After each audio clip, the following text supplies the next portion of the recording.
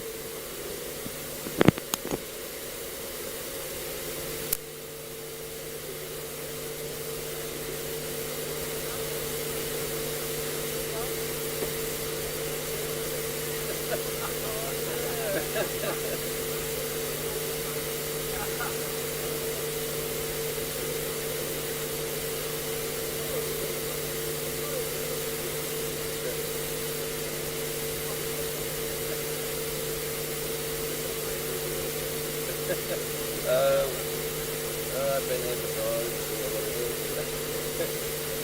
It's going to be lovely. No, very cool. Very cool. It's great to be here. Have we got breakfast?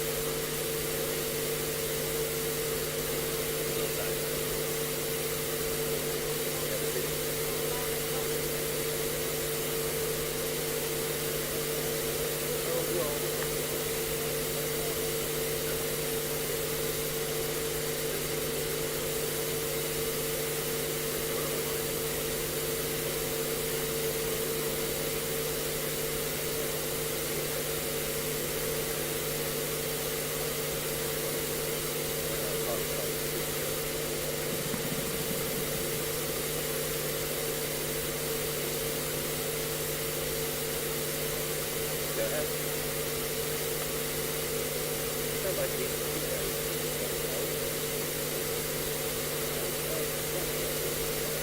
Your Royal Highnesses, Your Excellencies, Lords, ladies and gentlemen, please take your seats.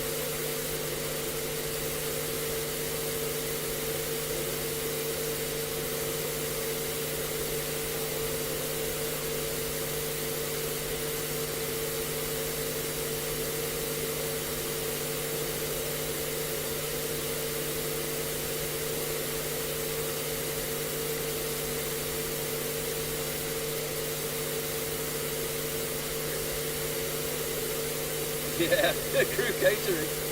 I don't know how bad it was, but I'm still doing that.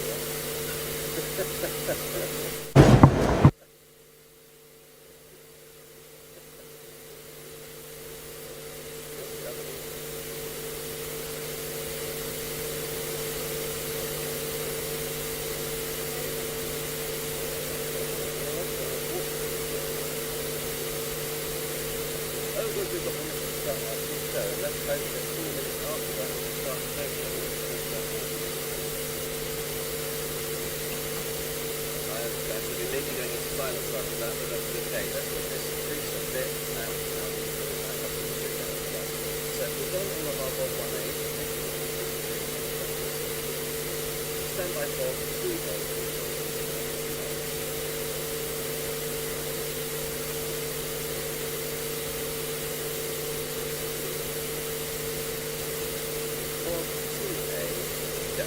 Before we begin the opening ceremony, please listen to Global Goals Voices for Change, brought together by Project Everyone in partnership with civil society organisations for the Sustainable Development Goals. These voices will be accompanied by portraits from the artist JR's Inside Out project, submitted by people from around the world calling for action on climate. Every day, I think how bad the climate crisis is, but then I remember how many people and voices I'm fighting for, and everything just makes sense. Governments must fight for their people's future, and we will hold them accountable for it. I want to see a world in which humans are able to thrive in harmony with nature. A world in which justice and equality are our main drivers and values for cooperation, change, and a sustainable future for all. I want to see a world where leaders are intentional about solving the climate crisis. More action, less words, so we can win together. I would like to see world leaders work together to address the urgency of the climate crisis and give us young people hope for our future. I want to see a world where sustainability isn't the exception, but it's the norm. Net zero emissions by 2050. Action now. I want to see a world where renewable energy becomes number one and fossil fuel production becomes a thing of the past. I want to see the relaunch of political ambition, more ambitious NDCs, and a full consideration of the latest IPCC report in the negotiations of COP26. We need large corporations to be responsible for their product, because even though every single one of us being sustainable on our daily behavior, there's still the main problem. I want a clean and safe planet to live and a sustainable life.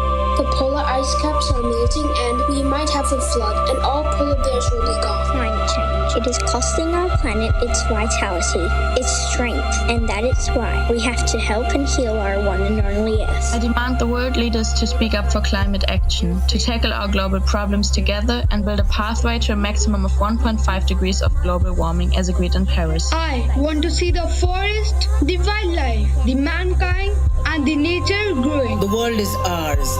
Me, we, and us can do wonders. Yes, together we can. We can make a great difference in bringing the world a better place to live for all of us. We must act now. climate. We owe it to our children and our grandchildren.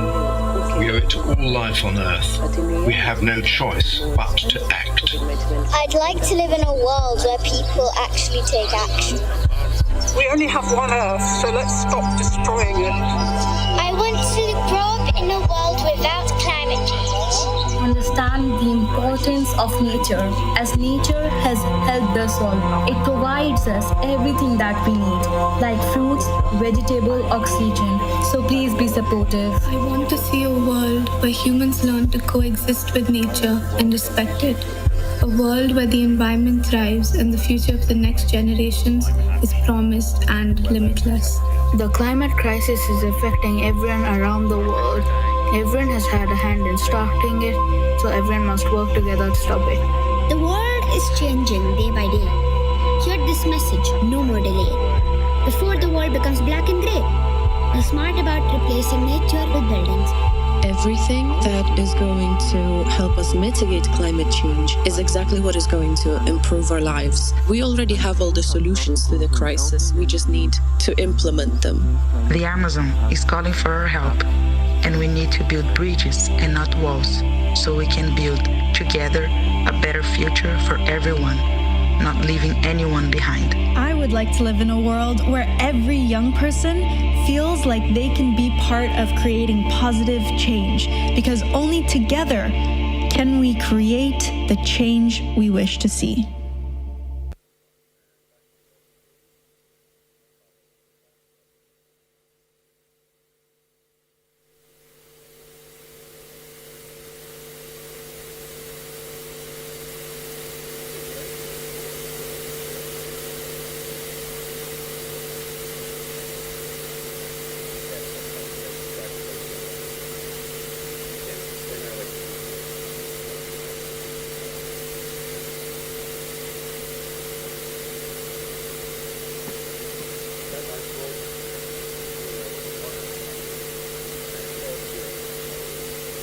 Your Royal Highnesses, Your Excellencies, Lords, Ladies and Gentlemen, please take your seats.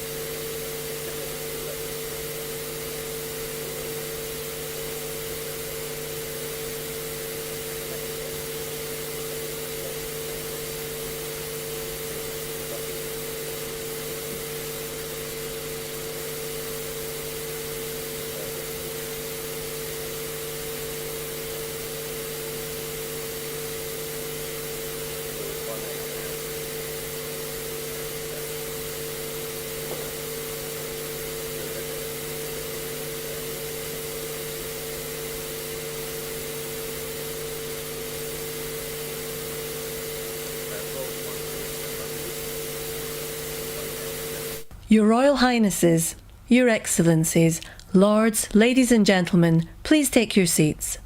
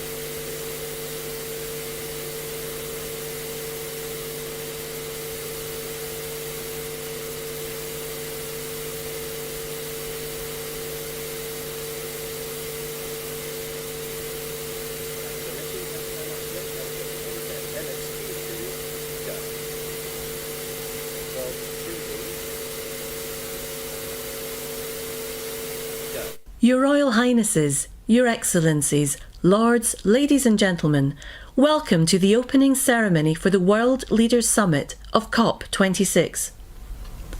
Please welcome Scottish small piper Breacha Heimbull from the Isle of Skye, performing her own arrangement of the traditional melodies and Lamris and Harris dance.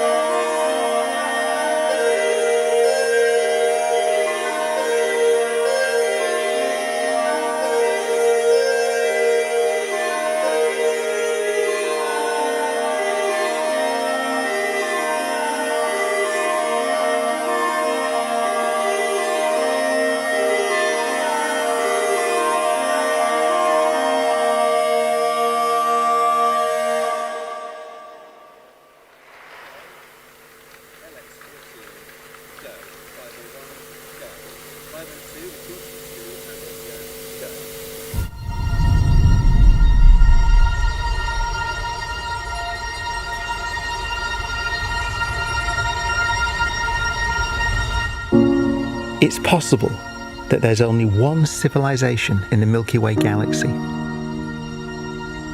There may only have ever been one, and there may only ever be one. And that's us. We may be the first and last. That's important. If you're looking for a hint as to how we should behave politically, towards each other, towards our planet, then this idea matters. Imagine that the Earth is the only place in a galaxy where intelligent life exists. The only place where collections of atoms as old as time have come together into improbable patterns that can think and feel and bring meaning to an otherwise meaningless universe. How should we behave? Surely, notwithstanding the fact that we're tiny, fragile things on a mote of dust, orbiting around one star amongst 400 billion, we must consider ourselves and our world to be inconceivably valuable.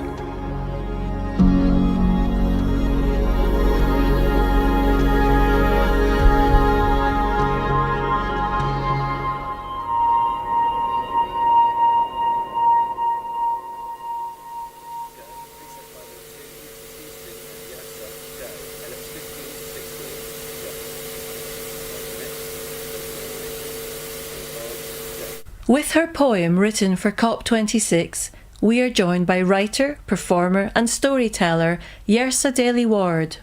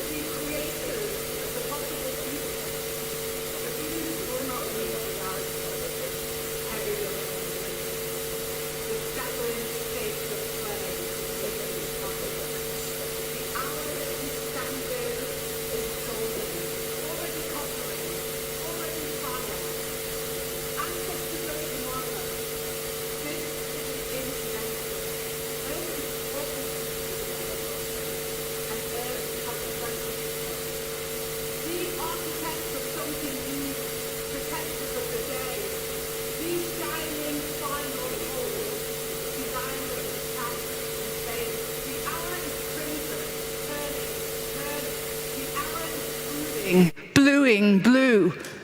We are human, and we owe our home. Let's pay our home dues. These are the implications, so we have to end with the facts. Anything less than your best is too much to pay. Anything later than now is too little, too late. Nothing will change without you.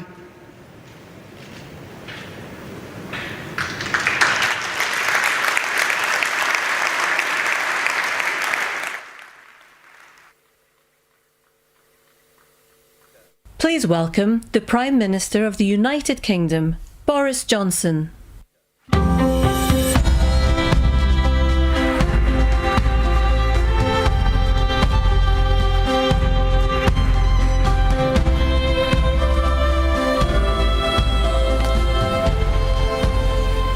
Good afternoon, everybody. Welcome to COP. Welcome to Glasgow and to Scotland, whose most globally famous fictional son is almost certainly a man called James Bond, who generally comes to the climax of his highly lucrative films strapped to a doomsday device, desperately trying to work out which coloured wire to pull to turn it off, while a red digital clock ticks down remorselessly to a detonation that will end human life as we know it. And we are in roughly the same position, my fellow global leaders, as James Bond today. Except that the tragedy is, this is not a movie. And the doomsday device is real. And the clock is ticking to the furious rhythm of hundreds of billions of pistons and turbines and furnaces and engines with which we are pumping carbon into the air faster and faster, record outputs, and quilting the Earth in an invisible and suffocating blanket of CO2, raising the temperature of the planet with a speed and an abruptness that is entirely man-made. And we know what the scientists tell us, and we have learned not to ignore them. 2 degrees more, and we jeopardize the food supply for hundreds of millions of people as crops wither, locusts swarm. 3 degrees, and you can add more wildfires and cyclones, twice as many, 5 times as many droughts, and 36 times as many heat waves. 4 degrees, and we say goodbye to whole cities. Miami, Alexandria, Shanghai, all lost beneath the waves. And the longer we fail to act, the worse it gets, and the higher the price when we are eventually forced by catastrophe to act. Because humanity has long since run down the clock on climate change. It's 1 minute to midnight on that doomsday clock, and we need to act now. If we don't get serious about climate change today, it will be too late for our children to do so tomorrow. I was there with many of you in Copenhagen 11 years ago when we acknowledged we had a problem. I was there in Paris 6 years ago when we agreed to net zero and to try to restrain the rise in the temperature of the planet to 1.5 degrees. And all those promises will be nothing but blah, blah, blah, to coin a phrase. And the anger and the impatience of the world will be uncontainable unless we make this COP26 in Glasgow the moment when we get real about climate change. And we can. We can get real on coal, cars, cash, and trees. We have the technology to deactivate that ticking doomsday device, not all at once. I'm afraid it's too late for that.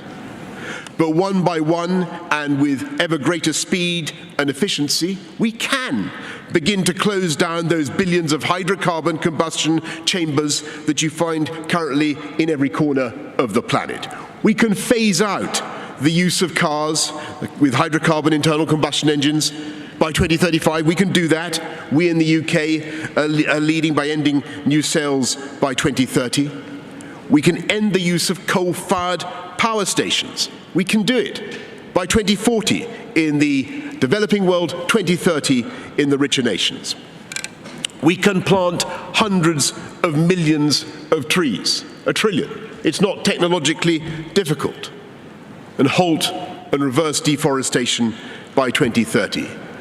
Not just because it's a spiritually uplifting and beautiful thing to do, but because that is the way to restore the balance of nature and to fix carbon in the air.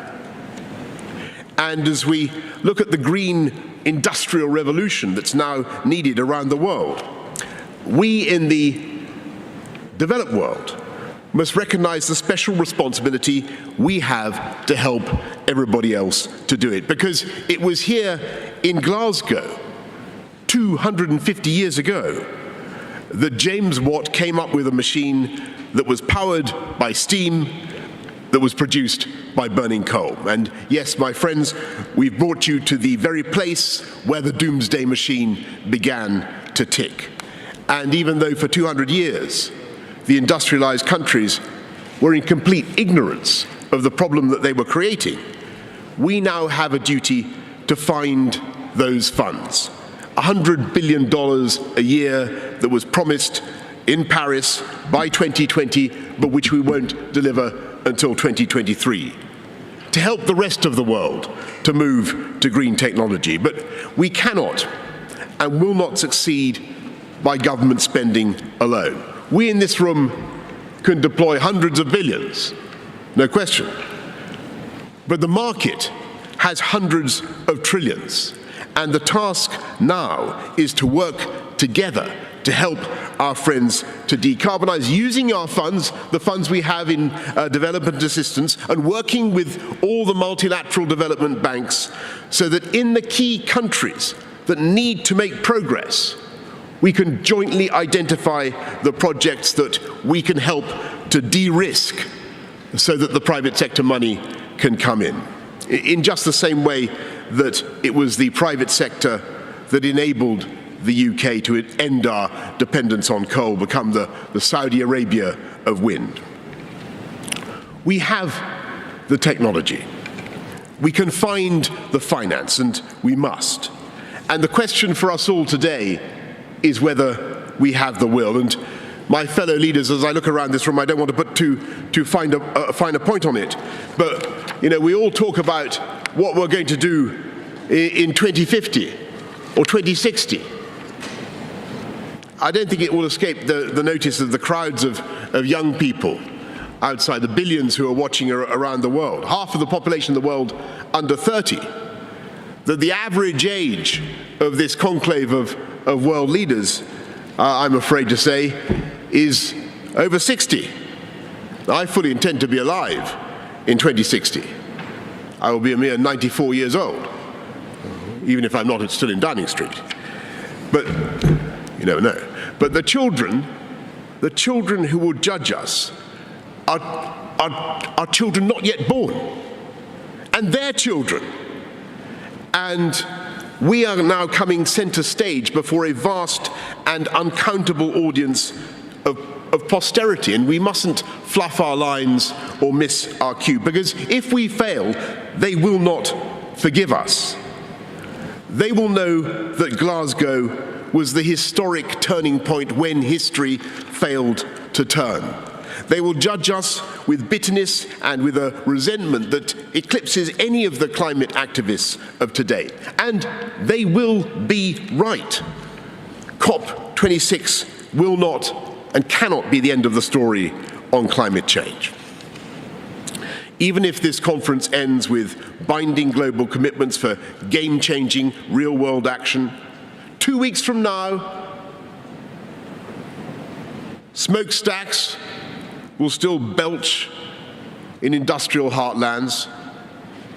Cows will still belch in their pastures, even if some brilliant Kiwi scientists are teaching them how to be more polite. Cars, powered by petrol and diesel, will still choke congested roads in the world's great cities. No one conference could ever change that.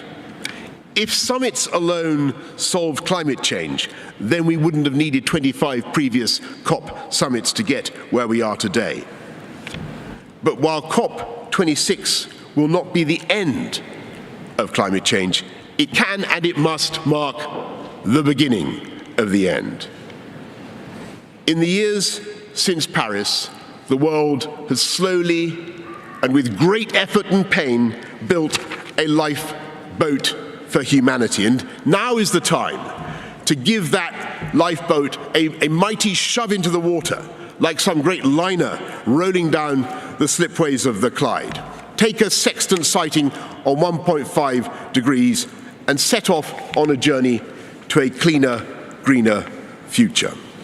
So let us therefore, in the next days, devote ourselves to this extraordinary task, so that we not only continue with a program that is of green industrial revolution that is already creating millions of high-wage, high-skilled jobs in power and technology, taking our economies forward.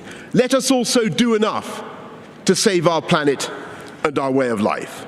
And as we work, let us think about those billions of beady eyes that are watching us around the world, increasingly edgy and disenchanted. And let us think of the billions more of the unborn, whose anger will be all the greater if we fail. We cannot let them down. We have the ideas, we have the technology, we have the bankers, we have the corporations and the NGOs, we have the interpreters, we have the meeting rooms. If all else fails, we have the unbeatable hospitality and refreshment of Glasgow. We may not feel much like James Bond, not all of us necessarily look like James Bond, but we have the opportunity and we have the duty to make this summit the moment when humanity finally began, and I stress began, to defuse that bomb, and to make this the moment when we began irrefutably to turn the tide and to begin the fight back against climate change. Yes, it's going to be hard, but yes, we can do it. And so let's get to work with all the creativity and imagination and goodwill that we possess. Thank you very much, and good luck to all of us. Thank you.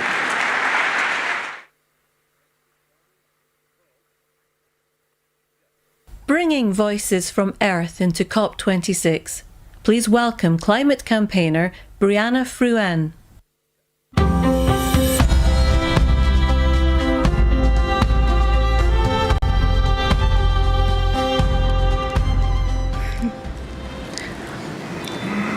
When I was a little girl, I was taught the importance and impact of words. In my culture, in Samoa, there's a proverb that goes, "E pala ma'a ai le pala upu." It means that even stones decay, but words remain. A lesson in knowing how words can be wielded, how text can change everything, how each word you use is weighted, how switching one word or number could reframe worlds, how climate action can be vastly different from climate justice, how 2 degrees could mean the end and 1.5 could mean a fighting chance. You all have the power here today to be better, to remember that in your meeting rooms and drafting documents are more than just black and white objects, to remember that in your words you wield the weapons that can save us or sell us out. I don't need to remind you the reality of vulnerable communities. If you're here today, you know what climate change is doing to us. You don't need my pain or my tears to know that we're in a crisis.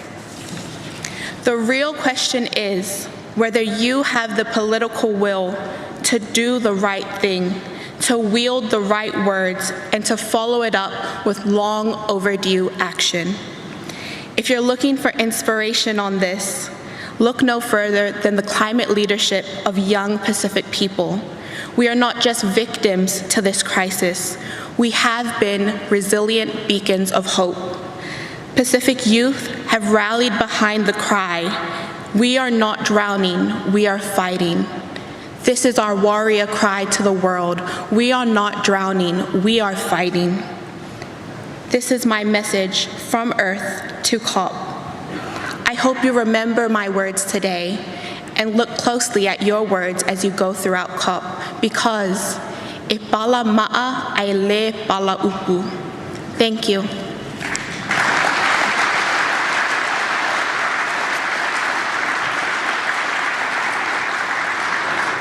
Now please welcome to the stage Chai Sudoi.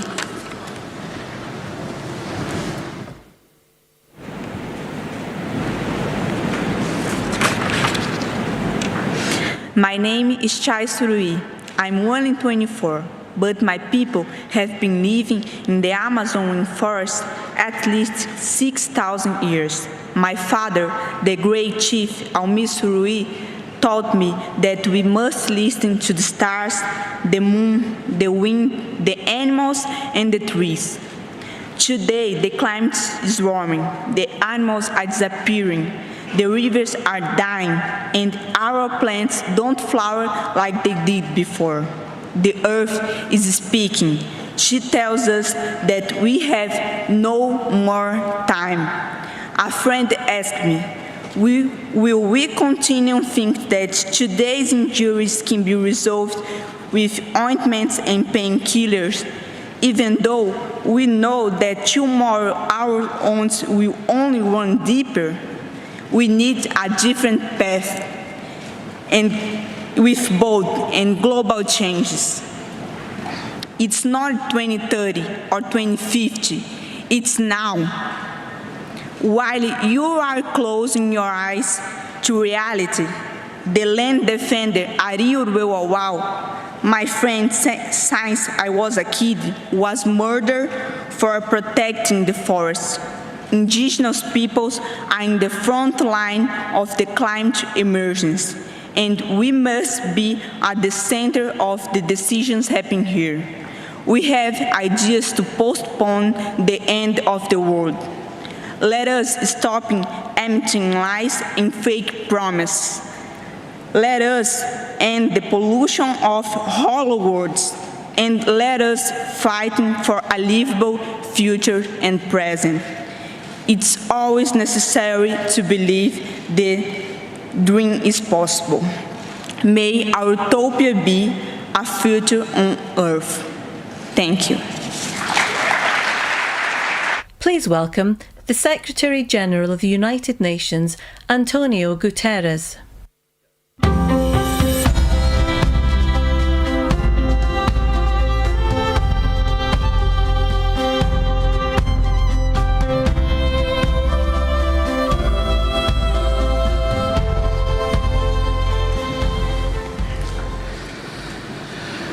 Dear Prime Minister Boris Johnson, I want to thank you and to thank COP President Alok Sharma for your hospitality, your leadership, and your tireless efforts in the preparation of this COP. Your Royal Highnesses, Excellencies, ladies and gentlemen, the 6 years since the Paris Climate Agreement have been the 6 hottest years on record. Our addiction to fossil fuels is pushing humanity to the brink. We face a stark choice. Either we stop it or it stops us. And it's time to say, enough. Enough of brutalizing biodiversity. Enough of killing ourselves with carbon. Enough of treating nature like a toilet. Enough of burning and drilling and mining our way deeper. We are digging our own graves. Our planet is changing before our eyes, from the ocean depths to mountain tops, from melting glaciers to relentless extreme weather events. Sea level rise is double the rate it was 30 years ago. Oceans are hotter than ever, and getting warmer faster. Parts of the Amazon rainforest now emit more carbon than they absorb. Recent climate action announcements might give the impression that we are on track to turn things around. This is an illusion.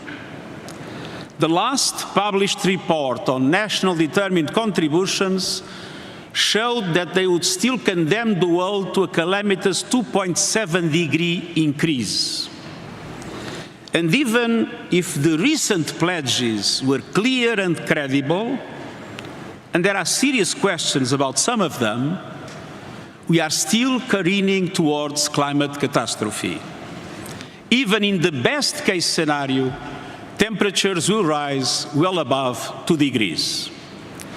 So, as we open this much-anticipated climate conference, we are still heading for climate disaster. Young people know it. Every country sees it. Small island developing states and other vulnerable ones live it. And for them, failure is not an option. Failure is a death sentence. Excellencies, we face a moment of truth. We are fast approaching tipping points that will trigger escalating feedback loops of global heating. But investing in the net zero climate resilient economy will create feedback loops of its own, virtuous circles of sustainable growth, jobs, and opportunity. We have progress to build upon. A number of countries have made credible commitments to net zero emissions by mid-century. Many have pulled the plug on international financing of coal. Over 700 cities are leading the way to carbon neutrality, and the private sector is waking up. The Net Zero Asset Owners Alliance, the gold standard for credible commitments and transparent targets, is managing $10 trillion in assets and catalyzing change across industries. The Climate Action Army, led by young people, is unstoppable. They are larger, they are louder, and I assure you, they are not going away, and I stand with them. Excellencies, the science is clear. We know what to do. First, we must keep the goal of 1.5 degrees Celsius alive. This requires greater ambition on mitigation and the immediate concrete action to reduce global emissions by 45% by 2030. G20 countries have a particular responsibility as they represent around 80% of emissions. According to the principle of common but differentiated responsibilities, in light of national circumstances, developed countries must lead the effort.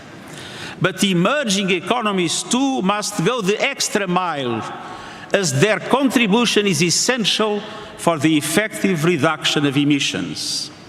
We need maximum ambition from all countries on all fronts to make Glasgow a success. I urge developed countries and the emerging economies to build coalitions to create the financial and technological conditions to accelerate the decarbonization of the economy as well as the phase-out of coal. These coalitions are meant to support the large emitters that face more difficulties in the transition from grey to green for them to be able to do it. Let's have no illusions. If commitments fall short by the end of this COP, countries must revisit their national climate plans and policies, not every 5 years, every year, every moment, until keeping to 1.5 degrees is assured, until subsidies to fossil fuels end, until there is a price on carbon, until coal is phased out. But we also need greater clarity. There is a deficit of credibility and a surplus of confusion over emissions reductions and net zero targets with different meanings and different metrics. That is why, beyond the mechanisms already established in the Paris Agreement, I'm announcing today that we'll establish a group of experts to propose clear standards to measure and analyze net zero commitments from non-state actors. Second, we must do more to protect vulnerable communities from the clear and present dangers of climate change. Over the last decade, nearly 4 billion people suffered climate-related disasters.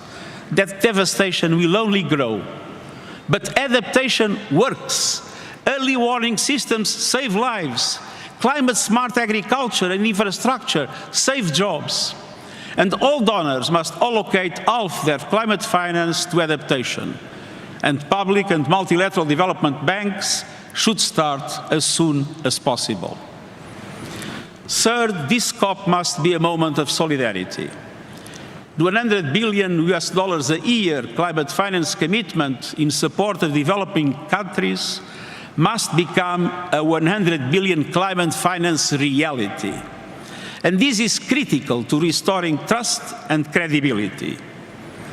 I welcome the efforts led by Canada and Germany to help us get there. It is an important first step, but it delays the largest support for years, and it doesn't give clear guarantees.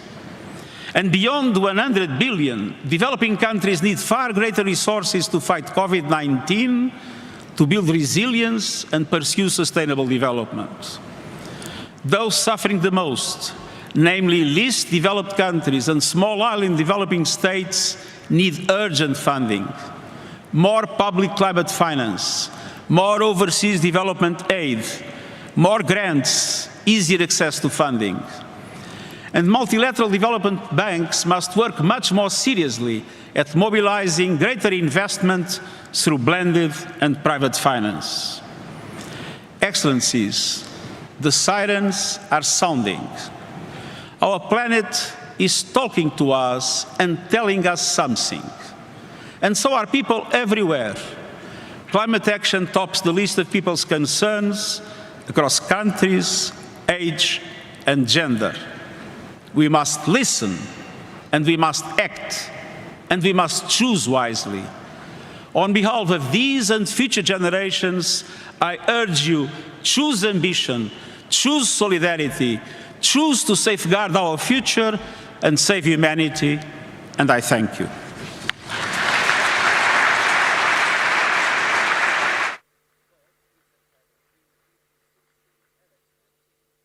There will now be a short film, a message from our planet to all of us, Earth to COP.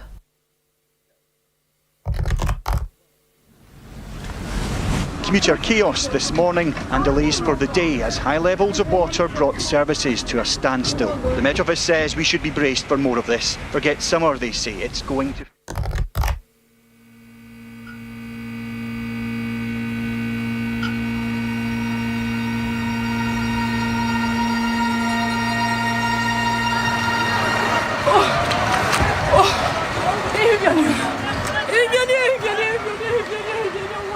But the evidence in the record now is becoming clearer and clearer. No longer assume the temperature of the world is Прошло stable. более 70 лет, но все еще загрязненность воздуха остается And for the average American, that carbon footprint is about 16 tons of carbon emissions. What about COP26?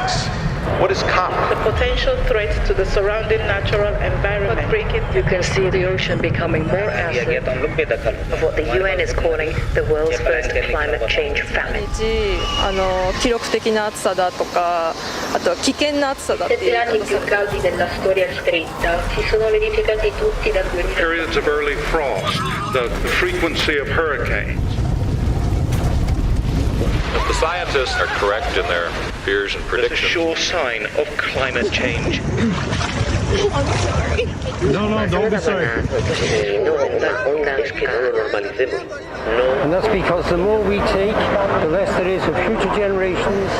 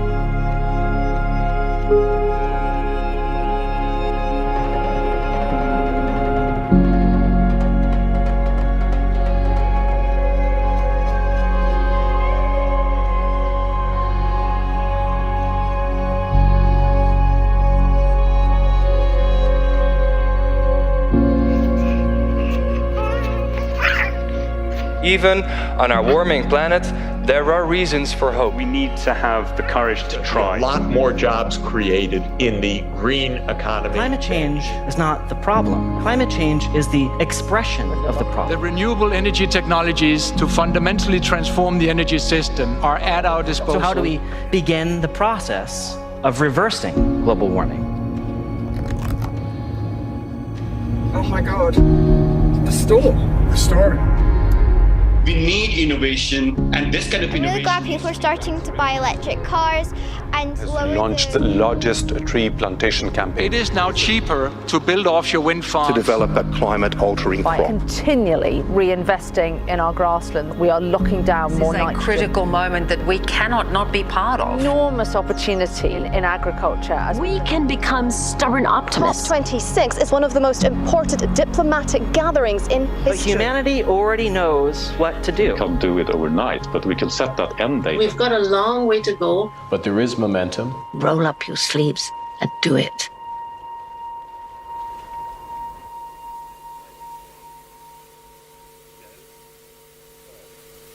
Your Royal Highnesses, Your Excellencies, Lords, Ladies and Gentlemen, please welcome His Royal Highness, the Prince of Wales.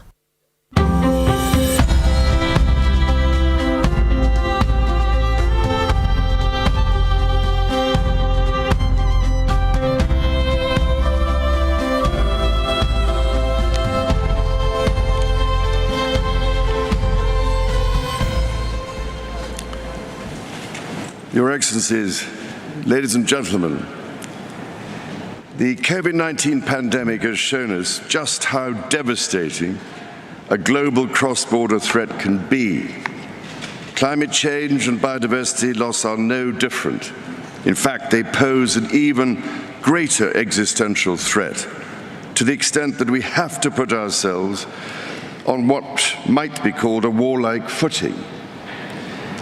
Having myself had the opportunity of consulting many of you over these past 18 months, I know you all carry a heavy burden on your shoulders, and you do not need me to tell you that the eyes and hopes of the world are upon you, to act with all dispatch and decisively, because time has quite literally run out. The recent IPCC report gave us a clear diagnosis of the scale of the problem. We know what we must do. With a growing global population creating ever-increasing demand on the planet's finite resources, we have to reduce emissions urgently and take action to tackle the carbon already in the atmosphere, including from coal-fired power stations. Putting a value on carbon, thus making carbon capture solutions more economical, is therefore absolutely critical. Similarly, after billions of years of evolution, nature is our best teacher. In this regard, restoring natural capital, accelerating nature-based solutions, and leveraging the circular bioeconomy will be vital to our efforts. As we tackle this crisis, our efforts cannot be a series of independent initiatives running in parallel. The scale and scope of the threat we face call for a global systems-level solution based on radically transforming our current fossil fuel-based economy to one that is genuinely renewable and sustainable. So, ladies and gentlemen, my plea today is for countries to come together to create the environment that enables every sector of industry to take the action required. We know this will take trillions, not billions of dollars. We also know that countries, many of whom are burdened by growing levels of debt, simply cannot afford to go green. Here we need a vast military-style campaign to marshal the strength of the global private sector. With trillions at its disposal, far beyond global GDP, and with the greatest respect, beyond even the governments of the world's leaders, it offers the only real prospect of achieving fundamental economic transition. So, how do we do it? First, how do we get the private sector all pulling in the same direction? After nearly 2 years now of consultation, CEOs have told me that we need to bring together global industries to map out, in very practical terms, what it will take to make the transition. We know from the pandemic that the private sector can speed up timelines dramatically when everyone agrees on the urgency and the direction. So each sector needs a clear strategy to speed up the process of getting innovations to market. Second, who pays and how? We need to align private investment behind these industry strategies to help finance the transition efforts, which means building the confidence of investors so that the financial risk is reduced. Crucially, investment is needed to help transition from coal to clean energy. If we can develop a pipeline of many more sustainable and bankable projects at a sufficient scale, it will attract greater investment. Third, which switches do we flick to enable these objectives? More than 300 of the world's leading CEOs and institutional investors have told me that alongside the promises countries have made, their nationally determined contributions, they need clear market signals, agreed globally, so that they have the confidence to invest without the goalposts suddenly moving. This is the framework I've offered in the Terracotta Roadmap, created by my Sustainable Markets Initiative, with nearly 100 specific actions for acceleration. Together, we are working to drive trillions of dollars in support of transition across 10 of the most emitting and polluting industries. They include energy, agriculture, transportation, health systems, and fashion. The reality of today's global supply chains means that industry transition will affect every country and every producer in the world. There is absolutely no doubt in my mind that the private sector is ready to play its part and to work with governments to find a way forward. Your Excellencies, ladies and gentlemen, many of your countries I know are already feeling the devastating impact of climate change through ever-increasing droughts, mudslides, floods, hurricanes, cyclones and wildfires, as we've just seen on that terrifying film.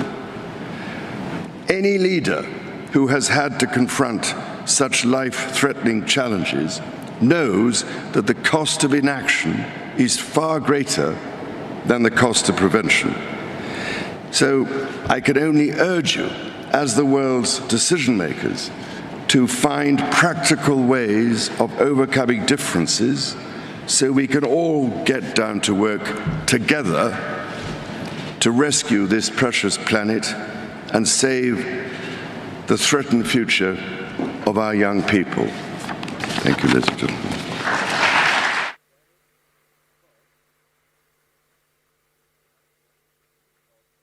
Please welcome the COP26 People's Advocate, who has dedicated his lifetime to highlighting the beauty of the natural world, Sir David Attenborough.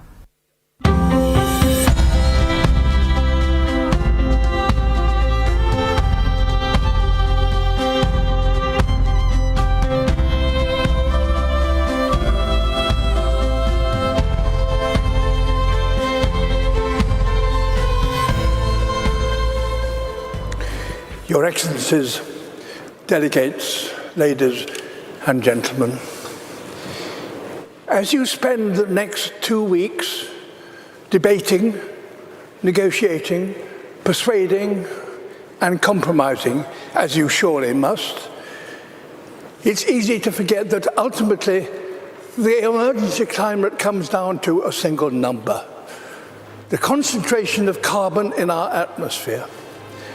The measure that greatly determines global temperature. And the changes in that one number is the clearest way to chart our own story, for it defines our relationship with our world. For much of humanity's ancient history, that number bounced wildly between 180 and 300. And so too did global temperatures. It was a brutal and unpredictable world. At times, our ancestors existed only in tiny numbers. But just over 10,000 years ago, that number suddenly stabilized, and with it, Earth's climate. We found ourselves in an unusually benign period, with predictable seasons and reliable weather. For the first time, civilization was possible, and we wasted no time in taking advantage of that. Everything we've achieved in the last 10,000 years was enabled by the stability during this time. The global temperature has not wavered over this period by more than plus or minus 1 degree Celsius. Until now. Our burning of fossil fuels, our destruction of nature, our approach to industry, construction and learning are releasing carbon into the atmosphere at an unprecedented pace and scale. We are already in trouble. The stability we all depend on is breaking. This story is one of inequality as well as instability. Today, those who've done the least to cause this problem are being the hardest hit. Ultimately, all of us will feel the impact, some of which are now unavoidable.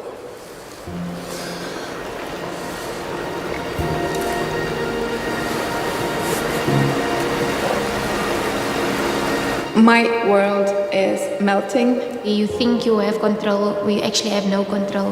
I'm absolutely terrified to bring a child to this world. Is this how our story is due to end? A tale of the smartest species doomed by that all too human characteristic of failing to see the bigger picture in pursuit of short-term goals.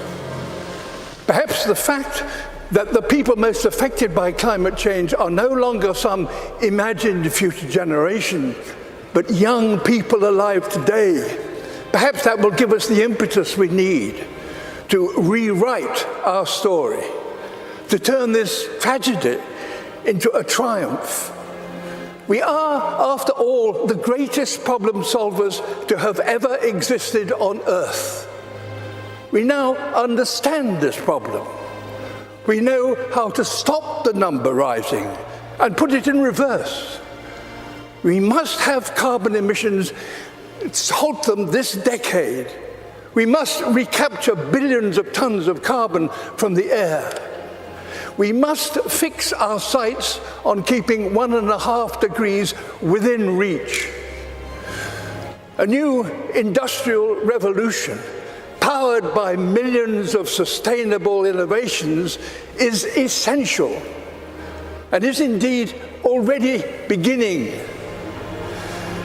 We will all share in the benefits: affordable clean energy, healthy air, and enough food to sustain us all. Nature is a key ally. Wherever we restore the wild, it will recapture carbon and help us bring back balance to our planet. And as we work to build a better world, we must acknowledge no nation has completed its development because no advanced nation is yet sustainable. All have a journey still to compete, so that all nations have a good standard of living and a modest footprint. We're going to have to learn together how to achieve this. ensuring none are left behind. We must use this opportunity to create a more equal world. And our motivation should not be fear, but hope.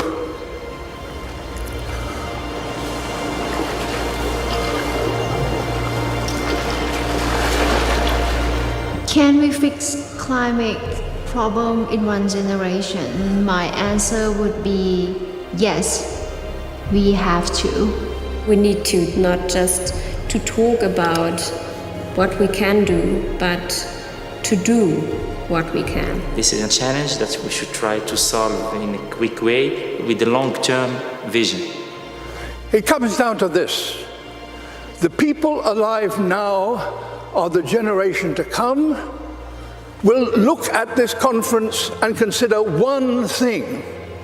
Did that number stop rising and start to drop as a result of commitments made here? There's every reason to believe that the answer can be yes. If working apart, we are force powerful enough to destabilize our planet, surely working together, we are powerful enough to save it. In my lifetime, I've witnessed a terrible decline. In yours, you could and should witness a wonderful recovery. That desperate hope, ladies and gentlemen, delegates, excellency, is why the world is looking to you and why you are here. Thank you.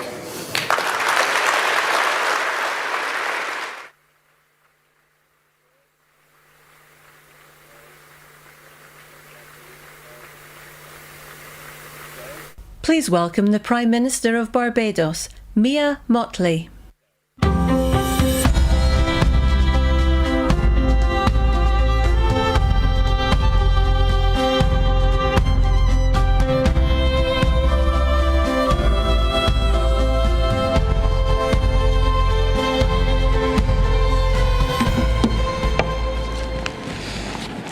Your Royal Highness, Excellencies, distinguished guests, ladies and gentlemen, the pandemic has taught us that national solutions to global problems do not work. We come to Glasgow with global ambition to save our people and to save our planet, but we now find three gaps. On mitigation, climate pledges or NDCs. Without more, we will leave the world on a pathway to 2.7 degrees, and with more, we are still likely to get to 2 degrees.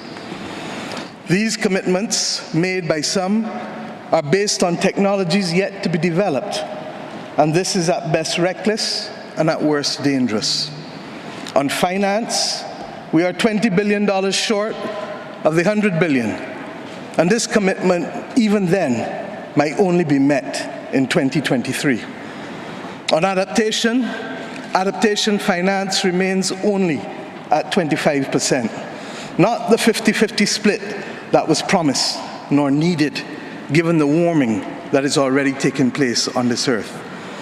Climate finance to frontline small island developing states declined by 25% in 2019. Failure to provide the critical finance and that of loss and damage is measured, my friends, in lives and livelihoods in our communities. This is immoral and it is unjust. If Glasgow is to deliver on the promises of Paris, it must close these three gaps. So I ask to you, what must we say to our people living on the front line in the Caribbean, in Africa, in Latin America, in the Pacific, when both ambition and regrettably some of the needed faces at Glasgow are not present? What excuse should we give for the failure?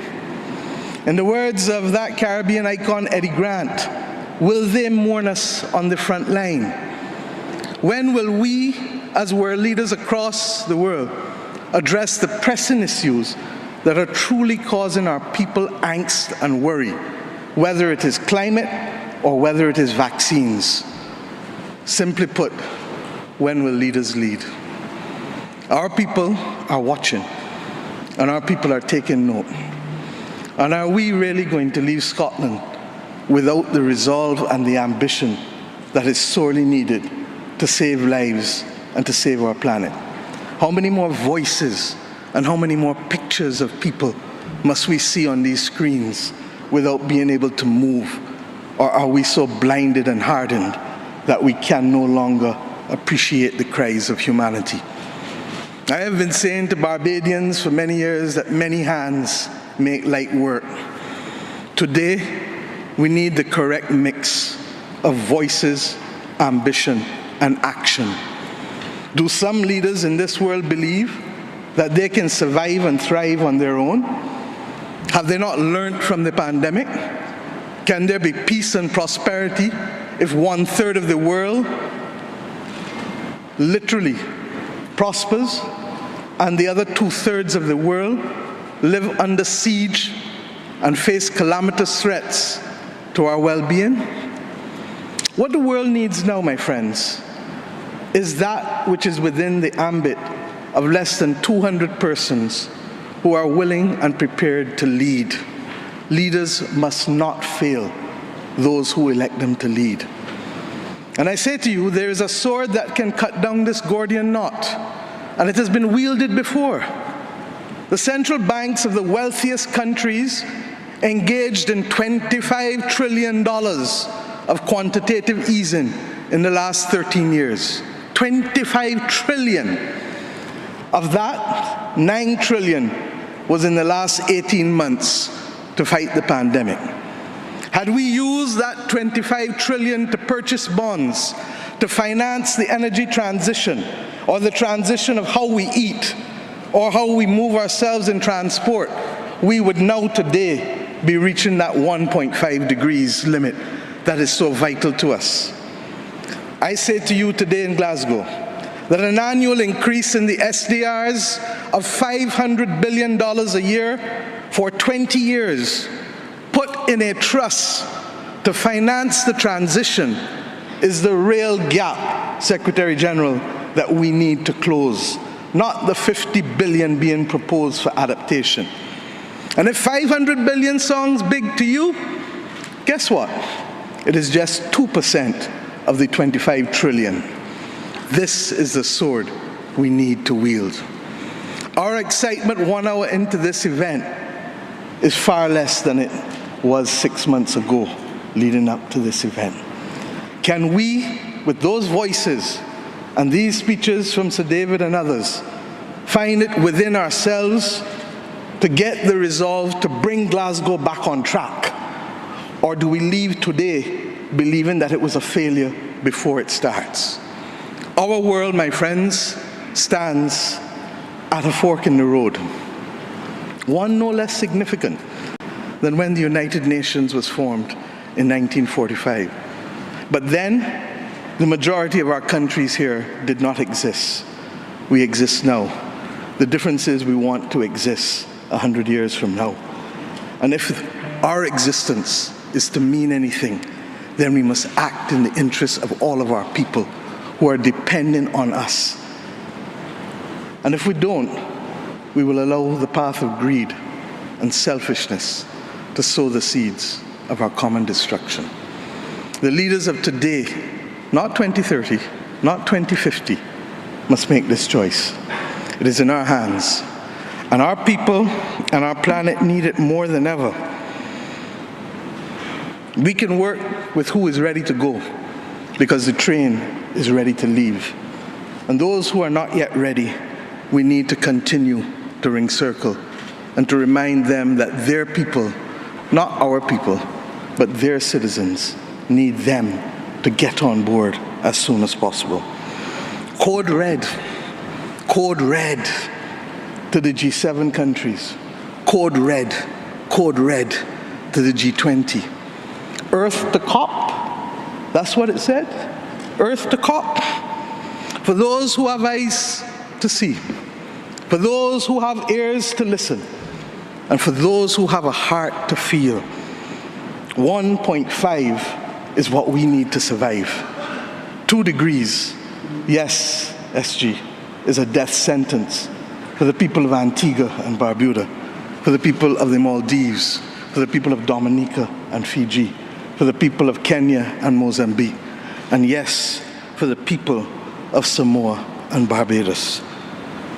We do not want that dreaded death sentence. And we've come here today to say, try harder, because our people, the climate army, the world, the planet, needs our actions now, not next year, not in the next decade. Thank you.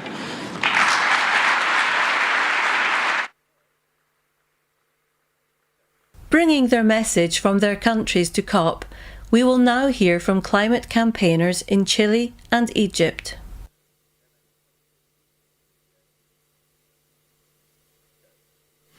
Mi nombre es Isis Riquelme, activista climática, ecofeminista y estudiante de geografía de Chile. Y hoy les hablo para que se escuche la voz de la juventud de Latinoamérica. Debemos escuchar el mensaje que nuestro planeta nos envía. El mundo no está mal porque hay una pandemia. Hay pandemias porque el mundo está mal. Hago un llamado a los líderes del mundo a que comprometan acciones concretas para detener la extinción de nuestras especies y de la humanidad. Hoy. Today, we young people around the world have proven to be the present through projects and ideas that contribute to mitigating and adapting the climate crisis. And it is the duty of all governments to listen to us. It is our future that is at stake. Latin American girls and young women harbour dreams and ideas of tomorrow. We have empowered ourselves with our capacities and we have made progress in socio-environmental education. The projects that young people promote to address change are clear examples of viable and concrete solutions to provide the necessary tools for adaptation and empower our community to be agents of change throughout the world. We have propelled Latin America's coordination to protect our ocean for the invaluable biodiversity that it houses. We have urged civil society in 80 countries to take concrete actions to mitigate the climate crisis and raise demands and proposals that you can implement in your countries. We, your children, have decided to collaborate globally to take care of our home. But it is you who decide how to rebuild it. I urge you to listen and to act.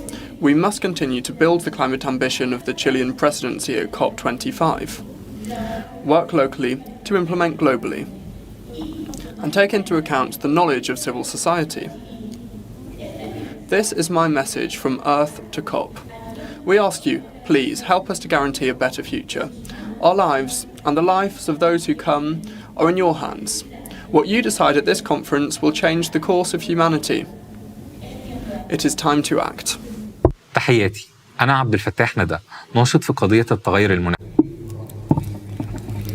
I am Abdel Fattah Nada, climate activist. I speak from Egypt and convey a message on behalf of the youth of the earth that is threatened by climate change day after day, minute after minute. Young activists from all over the world stand together to raise global public awareness of the dangers of climate change. Everyone must realize that tackling these problems is not a luxury, but they shape our destiny. Every individual decision we make every day will determine whether we harm the planet or give it another chance. Now is the time for all world leaders to build on our efforts and prioritize the public policies that will handle the climate crisis. I've spent the last 6 years working with local communities in the less privileged areas of Egypt by training young people and community leaders in social entrepreneurship models and economic empowerment through green initiatives. I've found that there are lots of opportunities to achieve economic empowerment through eco-friendly initiatives, despite the perception that less privileged areas would not prioritize climate issues. The youth in these areas have a lot of innovations to start their own green social businesses that could generate income and tackle climate change. This is my Earth message from Earth to you, COP. I urge you, world leaders, to put green and circular economy at the top of your priorities. I believe that this could transform the mindsets and mainstream support to the crisis. Our Earth faces, the young people of Egypt are hopeful to host COP27 and welcome you to our country next year to showcase some credible examples of Egyptian youth's efforts. Imagine what we can achieve together if we set this as our collective mission. I thank you. 15% of the world's population have a disability. Here is a message on their behalf. My name is Eddie Ndopu. Today, I'm speaking to you on behalf of the world's largest minority, the 15% of people in the world who have a disability. But make no mistake, there is nothing minor about who we are. We are larger than life, but because of systemic exclusion and inequality, our power and brilliance is often ignored or diminished. As an ambassador for the We the 15 campaign, I am here to tell you that we refuse to be rendered invisible in the climate action conversation. The impact of climate change is disproportionate for disabled people around the world. The change that climate change is creating is no longer a debate about the future or what might happen, because it is happening. We are some of the planet's most vulnerable citizens and some of the most resilient. But Earth is equally vulnerable, and its resilience is not without limits. We are dangerously close to reaching those limits. In my home in South Africa, I see the impact of climate change on our communities, on our economy, on our ability to grow food, and even to survive. I see a generation growing up with fear in their hearts at what the future holds. On behalf of everyone, disabled and non-disabled all around the world, I call on you to commit to concrete actions to stop the destruction of this magnificent planet. This conference is one of the most important meetings in history. You have the chance to make decisions and reach agreements which will affect the lives of generations to come. You are in a position of extraordinary power. You can change forever the trajectory we are on. You can make a world that is once again full of hope, not fear. This is my message from Earth to COP. On behalf of We the 15, I ask you, please help us to guarantee a safer future for every life, regardless of their ability.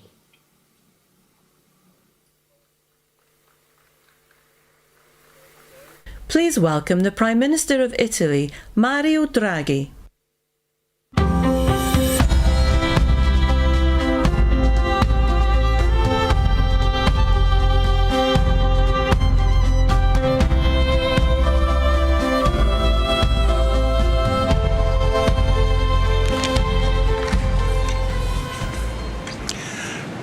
Prime Minister Johnson, Excellencies, colleagues, ladies and gentlemen, the speeches we've just heard resonate deeply with me.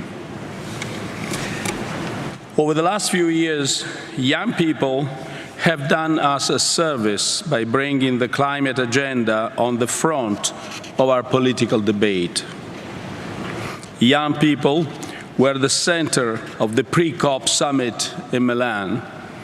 In Glasgow, here, we need to make them proud. The projected rise in global temperatures is set to affect dramatically life on our planet. From catastrophic fires and floods we've seen now, to the bleaching of coral reefs, to the loss of biodiversity, the impact of climate change is already all too evident. Its price also rising fast, especially for the poorer nations. The cost of disruptions for households and companies in low and middle-income countries amounts to a staggering $390 billion a year. Climate change also has serious repercussions on global peace and security. It can deplete natural resources and worsen social tensions, lead to new migration flows, and contribute to terrorism and organized crime. Climate change can tear us apart. Thanks to the constant dialogue and cooperation, we made good progress on addressing climate change. The G20 accounts for around 75% of global greenhouse gas emissions and around 80% of global GDP. At last weekend summit in Rome, its member states agreed that we must limit the rise in global temperature to 1.5 degrees. It was the first time. And committed to achieve net zero emissions by or around mid-century. We decided to step up our actions starting from this decade, enhance our nationally determined contributions, and stop the international public funding of unabated new coal by the end of this year. Here, at the COP26, we must now go further than we did at G20. We need to speed up our commitment to keep the rise in temperatures below 1.5 degrees. We need to build on the G20 agreement and act faster and more decisively. We must strengthen our efforts in the realm of climate finance. We must bring together the public and the private sector in new ways. We had a roadmap just made by Prince Charles. Prime Minister Johnson highlighted the amount of private money available. It's tens of trillions. But now we've got to use them. Now we have to find an intelligent way to spend them and spend them quickly. We need, first and foremost, that all multilateral development banks, and especially the World Bank, co-share with the private sector risks that the private sector alone cannot bear. We need country-based platforms where the World Bank and other banks, multilateral development banks, can actually co-share and make all this money usable to a good effort. This is the first, in a sense, great news that Prime Minister Johnson gave us today. That money is not a concern if we want to use it well. This COP26 must be the start of a new momentum, a quantum leap in our fight against climate change. And our youth must be at the center of this process. We intend to turn the Youth for Climate event we held in Milan into a regular feature of all COPs. Future generations will judge us for what we achieve or fail to achieve. We must involve them, listen to them, and above all, learn from them. Thank you.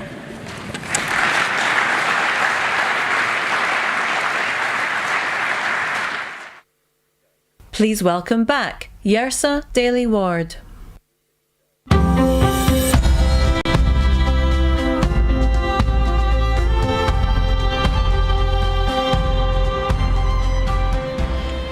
On Earth Day 2021, a competition was launched to give young people across the UK the opportunity to bring their voice to COP26. Together with Blue Peter, the longest-running children's programme in the world, COP26 asked them to use their creativity to send a message to you, the decision-makers of our planet. Thousands of children took part, and the film you're about to see brings to life the winning story written by Delphine, who has joined us here at the ceremony today. Delphine's story reminds us of what is so special about our world and why we should do everything in our power to protect our planet.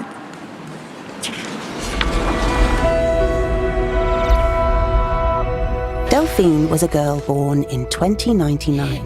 One day, her gran gave her a book, heavy with a spine, There were photographs of creatures she'd never ever seen. What are they, Gran, these animals? What does this all mean? Gran sighed. Many years ago, they roamed the earth and seas. But we bulldozed their homes and burnt down their trees. We put plastic in their oceans and greenhouse gases in the sky. But why did you let them, Gran? Why? Oh, why? Oh, why? I was just a child, she said. I shouted, no one took heed. Businessmen wanted money. It was nothing more than greed. That night, Delphine read on, and her eyes grew bigger and wider. And when she fell asleep, the creatures came to life inside her. A giant cat with golden stripes and glowing orange eyes. A candy floss pink bird taking off across the skies. A funny little lizard with color-changing skin. Some speedy silver fish with spikes upon their fins. When the sun came up, the menagerie faded away, and Delphine's heart felt heavy in the cold grey light of day. Do you recognize them, dear readers of this tale? In 2021, they're not figments for girls' imagination. We must protect them where we can, for future generations.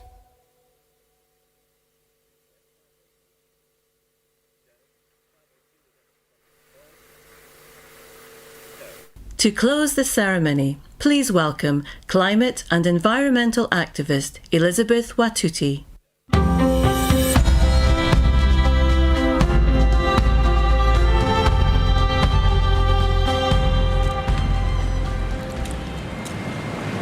My name is Elizabeth Watuti. I am a youth climate activist from Kenya. I have done a lot of soul-searching about what to say here today. I have asked myself over and over what words might move you. And then I realized that making my 4 minutes count does not rest solely on me. My truth will only land if you have the grace to fully listen. My story will only move you if you can open up your heart. I can urge you to act at the pace and scale necessary, but in the end, your will to act must come from deep within. I need to tell you what is happening in my home country. Right now, as we sit comfortably here in this conference center in Glasgow, over 2 million of my fellow Kenyans are facing climate-related starvation. In this past year, both of our rainy seasons have failed, and scientists say that it may be another 12 months before the waters return again. Meanwhile, our rivers are running dry. Our harvests are failing. Our storehouses stand empty. Our animals and people are dying. I have seen with my own eyes 3 young children crying at the side of a dried up river after walking 12 miles with their mother to find water. Please open your hearts. This is not only happening in Kenya. Over the past few months, there have been deadly heat waves and wildfires in Algeria and devastating floods in Uganda and Nigeria. And there is more still to come. By 2025, in just 4 years' time, half of the world's population will be facing water scarcity. And by the time I'm 50, the climate crisis will have displaced 86 million people in sub-Saharan Africa alone. I would like you to join me in holding a moment of compassionate silence for the billions of people who are not here with us today, whose stories are not being heard, and whose suffering is not being felt.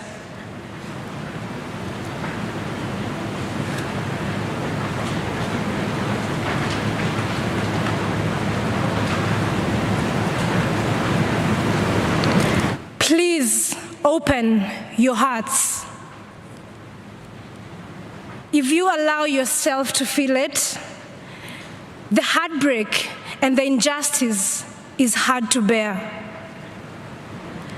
Sub-Saharan Africans are responsible for just 0.5% of historical emissions.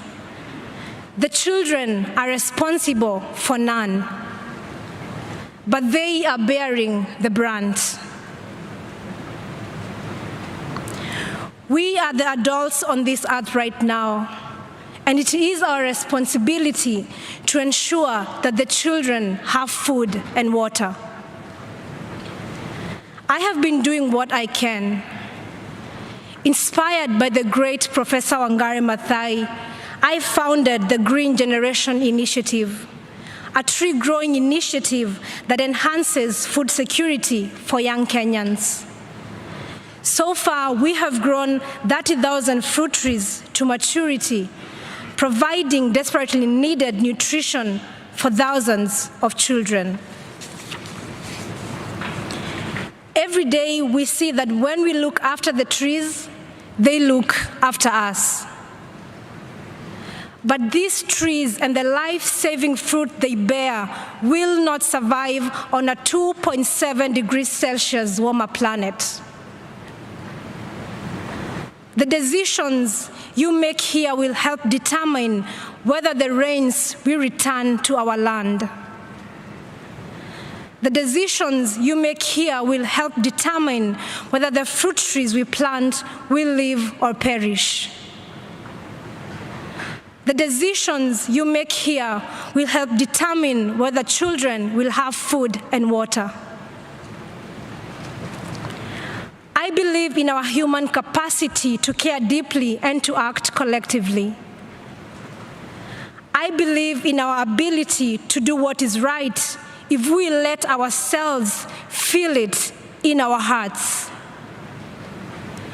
So for these next 2 weeks, let us feel it in our hearts. The children cannot live on words and empty promises. They are waiting for you to act. Please open your hearts and then act. Thank you.